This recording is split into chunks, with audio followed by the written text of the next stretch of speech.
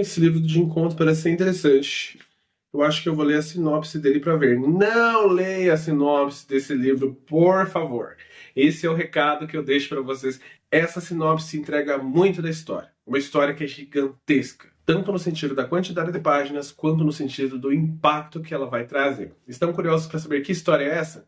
Vou contar para vocês. Mas antes eu peço que vocês se inscrevam nesse canal, curtam esse vídeo e compartilhem com seus amigos, principalmente aquele amigo que gosta muito do Jim Collins.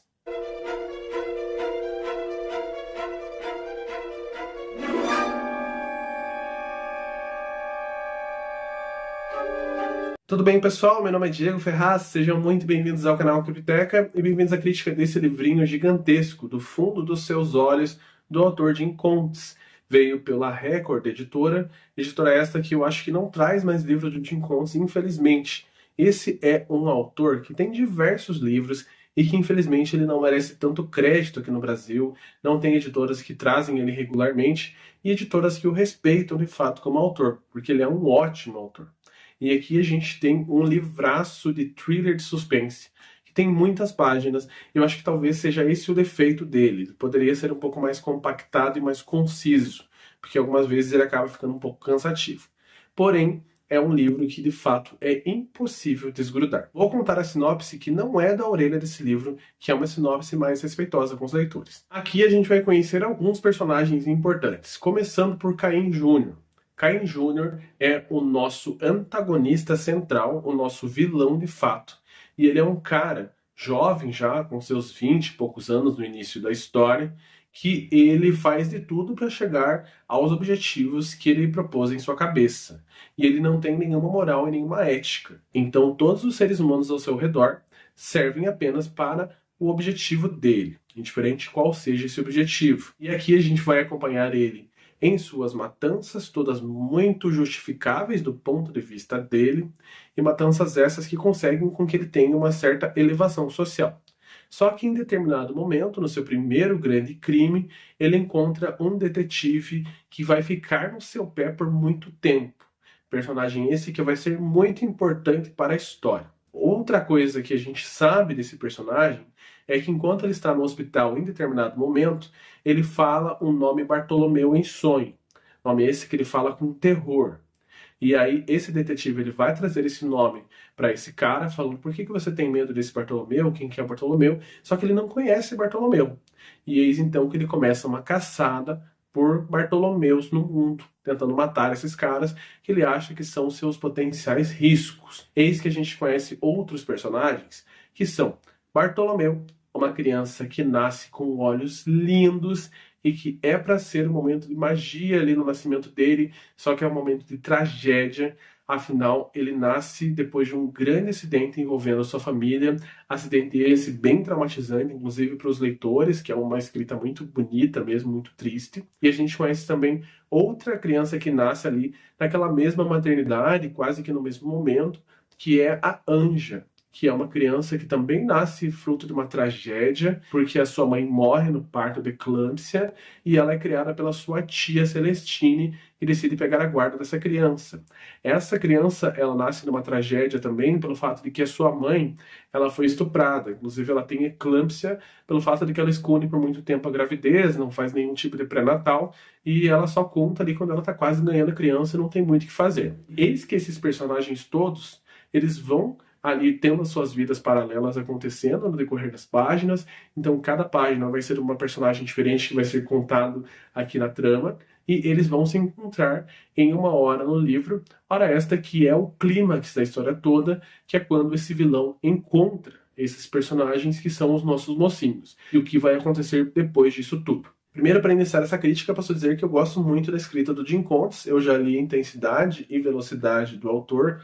Olhos de Dragão também é um livro que eu li e gostei muito. Quando eu era adolescente, eu não lembro muito bem, posso até reler para vocês. E eu voltei a esse livro meio que por impulso. Estava lendo uma coisa muito legal, que é O Animal Social, Então eu fiquei meio que naquela ressaca literária de não encontrar nada que eu gostava. Tentei ler O Vilão, que é um livro ali da Vice Schwabs, alguma coisa assim, e não consegui embarcar na história, li 3 capítulos, e eis que eu resolvi pegar esse por curiosidade. E eu li as primeiras páginas e logo fiquei grudado. E esse é um livro muito grande, então eu não fui tão rápido quanto eu seria com outros. Ele tem 641 páginas. E eu levei uma média de uma semana, por aí. E além de ter 641, ele tem uma diagramação um pouco diferente. As páginas parecem ser um pouco mais compridas. Então, de fato, ele é um livro que ele tem a sua própria dificuldade para ser lido no sentido do livro físico mesmo, de fato. Mas é uma história que vale muito a pena. De fato, esse foi um dos vilões mais complexos que eu li na literatura. É um vilão cruel, frio mesmo, que é difícil de entender as motivações dele, então ele que vai se descrever nos capítulos que ele está contando a história e na sua própria descrição. Ele se vê como um cara perfeito, como um cara que as mulheres todas caem de amores e prazeres, ele fica vendo sinais de pessoas que estão se apaixonando por ele aonde não há nada, então não dá para saber se o que está acontecendo é real ou não é real, porque ele é completamente pirado. Ele é muito misógino, nossa, um personagem nojento mesmo, racista, homofóbico, tudo que você possa imaginar de um personagem nojento tá aqui nesse personagem. E o mais interessante é que ele se acha perfeito, ele se acha lindo no controle de tudo. E aí que esse personagem detetive que vai estar ali, que é o Tom, vai quebrar um pouco dessa perfeição dele, porque pela primeira vez ele vai sentir que ele não está no controle de tudo. Quando ele apresenta esse nome Bartolomeu, quando até mesmo ele faz uma espécie de mensagem dizendo que Bartolomeu vai ser a pessoa que vai ser o seu fim, por isso que ele faz essa grande caçada que a gente vai acompanhar no livro todo. Aí tem essa quebra ali desse personagem, que é a primeira vez que ele fica se sentindo desnorteado. Só que a gente vai acompanhar as coisas que ele vai fazendo, e algumas a gente vai ficar puto da vida pelo fato de ele conseguir continuar impune depois de tanta coisa que ele faz, enquanto a gente acompanha o desenvolvimento dos nossos personagens. Essas personagens que eu falei, que são a Anja e Bartolomeu, tem algumas coisas interessantes, ela tem alguns dons especiais que elas vão desenvolvendo no decorrer da sua vida, porque esse terror, além do terror real, ele tem um pouquinho do sobrenatural. Só que é uma pincelada mesmo, não é nada tão interessante assim que faça você pensar, meu Deus, estou lendo um livro dos X-Men.